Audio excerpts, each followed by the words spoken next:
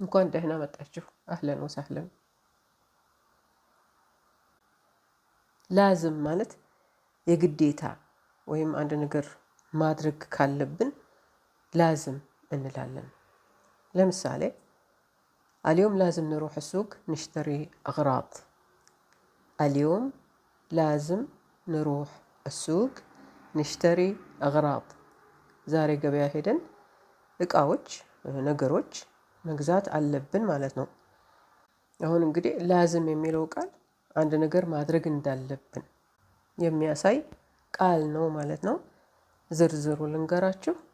اليوم ዛሬ ንሮህ እንሄዳለን። አሱቅ ወይም ሱቅ ገበያ ማለት ነው። ንሽተሪ እንገዛለን። አግራብ እቃዎች ወይም ነገሮች። አግራብ የሚለው ቃል ነገሮች ወይም እቃዎች ይሁን እንጂ ብዙ ነገሮችን ስለሚያጠቃልል በዝርዝር ከዚህ ቀጥሎ አስረዳችኋለሁ። አሁን እነዚህ አግራብ ናቸው፣ የማድ ቤት እቃዎች። አግራብ አልመጥበኽ ያልናቸው ማለት ነው። እነዚህም እቃዎች ናቸው፣ አግራብ ይባላሉ። እነዚህም ገራጅ ውስጥ ያሉ የእቃዎች ስብስብም አግራብ ይባላሉ። ከግሮሰሪ የምንገዛቸው ነገሮችም አግራብ ይባላሉ። ለምሳሌ ሩሒ እሽተሪ ለና አግራብ ምን አልበጋላ። ሩሒ እሽተሪ ለና አግራብ ምን አልበጋላ። ሂጂ ከሱቅ እቃ ግዥልን ማለት ነው። ሩሒ ሂጂ። ሩሕ እንላለን ወንድ ከሆነ ሂድ ለማለት። እሽተሪ ግዢ ወይም ግዛ።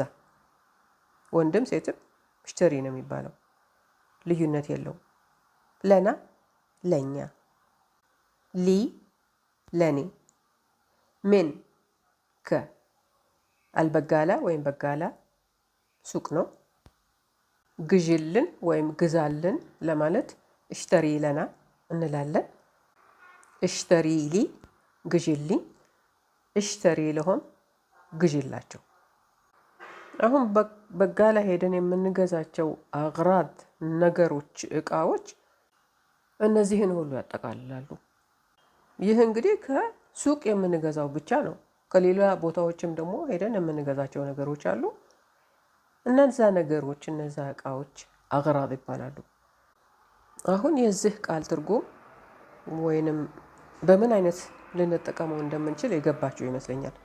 ካልገባችሁ ደግሞ ንገሩኝና እንደገና መልሼ በበለጠ ለማስረዳት እሞክራለሁ። ለጥያቄዎቻችሁ መልስ ልስጥ።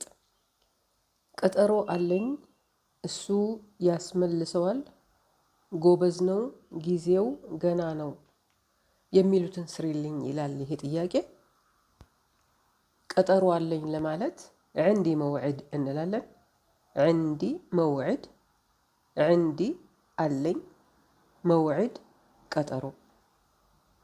እሱ ያስመልሰዋል የሚለው ትንሽ አደነጋገረኝ። ያስመልሰዋል ያስታውከዋል ለማለት ነው ወይስ አንድ ነገር እንዲመለስ ያደርጋል ለማለት ነው? አልገባኝም።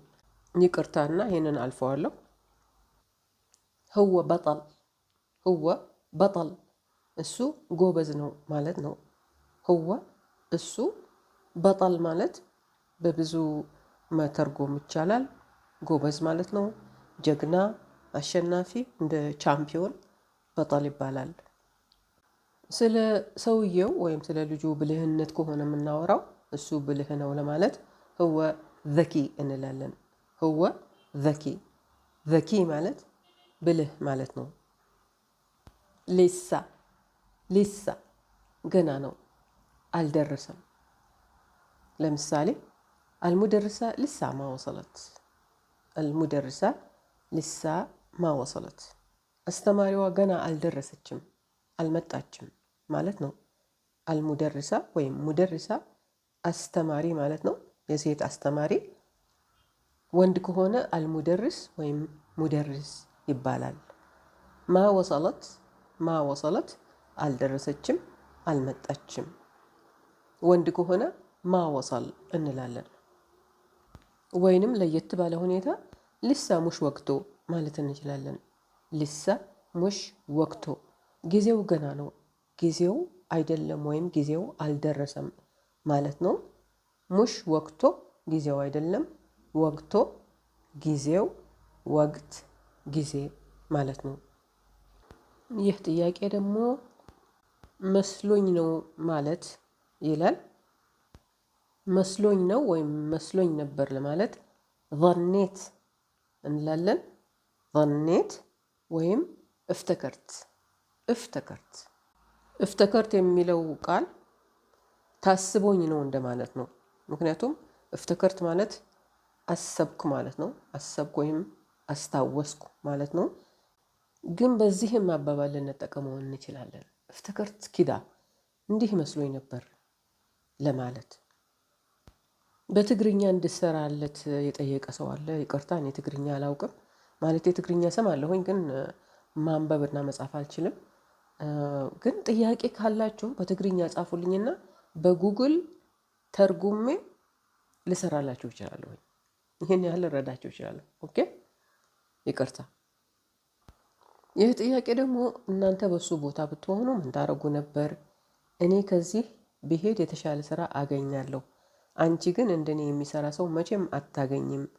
እኔን ማሰቃየት የማታቆሚ ከሆነ ቢሮ እንድትወስጂኝ እፈልጋለሁ ይላል። እናንተ በሱ ቦታ ብትሆኑ ምን ታደርጉ ነበር ለማለት ለው ኩንቱ መካኖ ኤሽ ኩንቱ ብትሰዉ። ለው ኩንቱ መካኖ ኤሽ ኩንቱ ብትሰዉ። ለው ኩንቱ ማለት ብትሆኑ ኖሮ፣ መካኖ ቦታው፣ ኤሽ ምን ብትሰዉ ታደርጋላችሁ። እኔ ከዚህ ብሄድ የተሻለ ስራ አገኛለሁ ለማለት አና ለው ሩሕቱ ምን ሂና በሐስል ሹግል አሕሰን። አና ለው ሩሕት ምን ሂና በሐስል ሹግል አሕሰን። አና እኔ ለው ሩሕት ብሄድ ምን ከሂና እዚህ ምን ሂና ከዚህ በሐስል አገኛለሁ ሹግል ስራ አሕሰን የተሻለ ሹግል አሕሰን የተሻለ ስራ። አንቺ ግን እንደኔ የሚሰራልሽ ሰው መቼም አታገኝም። ላኪን አንቲ ማ ብትሐስሊ ዋሕዳ ትሽተግልክ ዘይ። ላኪን አንቲ ማ ብትሐስሊ ዋሕዳ ትሽተግልክ ዘይ ወይንም ላኪን አንቲ ማ ብትሐስሊ ዋሕዳ ትሽተግልክ ምትሊ ማለትም እንችላለን።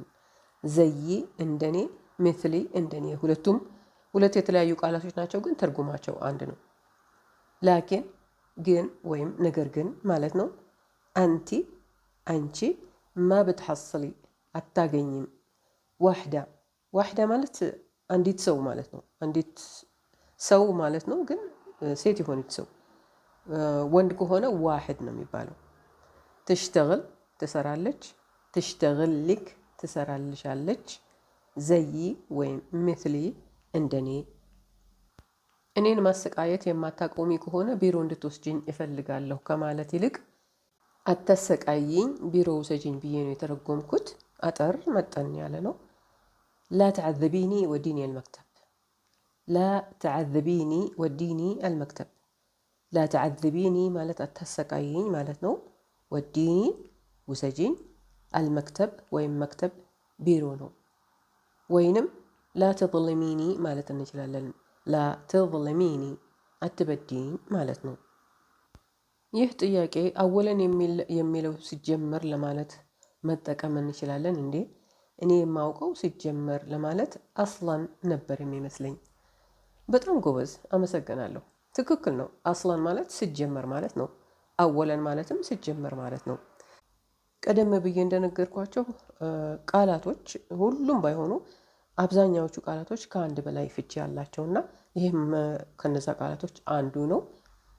እኔ ግን በምተረጉሙበት ጊዜ የቃሉ ትርጉሞች ሁሉ አይመጡልኝም እና የመጣልኝን ነው የማቀርብላችሁ። የመጣልኝን ደግሞ ስላችሁ እኔ ከጭንቅላቴ የማመጣው አለ፣ ምክንያቱም አውቀዋለሁ ቋንቋውን። ግን ትንሽ የምጠራጠረው ካለ ብዙ ሪሰርች አድርጋለሁኝ። ገብቼ ዩቲዩብ ላይ እንዴት አድርገው እንደሚናገሩት በጣም ፈልጌ በጣም የተመሳሰለውን በጣም የተቀራረበውን ነው የማቀርብላችሁ። ስለዚህ እነዚህ ሁለቱንም ቃላቶች በእንዲህ አይነት ልትጠቀሙባቸው ትችላላችሁ። ኮሜንት ሰጪውን በጣም አመሰግናለሁ። እኔም ሌሎችም በዚህ እንጠቀምበታለን። እስተኒ ማለት ምንድን ነው? እስተኒ ቆይ፣ ጠብቂ ወይም ታገሺ ማለት ነው። እስተኒ ሽወየ፣ ይሄ ለሴት ነው። እስተኒ ሽወየ፣ ትንሽ ታገሺ፣ ትንሽ ጠብቂ፣ ትንሽ ቆይ ማለት ነው። እስተኒ ማለት ያው እንዳልኩት ቆይ፣ ጠብቂ፣ ታገሺ ነው። ሽወያ ማለት ትንሽ፣ ጥቂት። ወንድ ከሆነ እስተና እንለዋለን። ብዙ ሰዎች ከሆኑ እስተኑ እንላቸዋለን።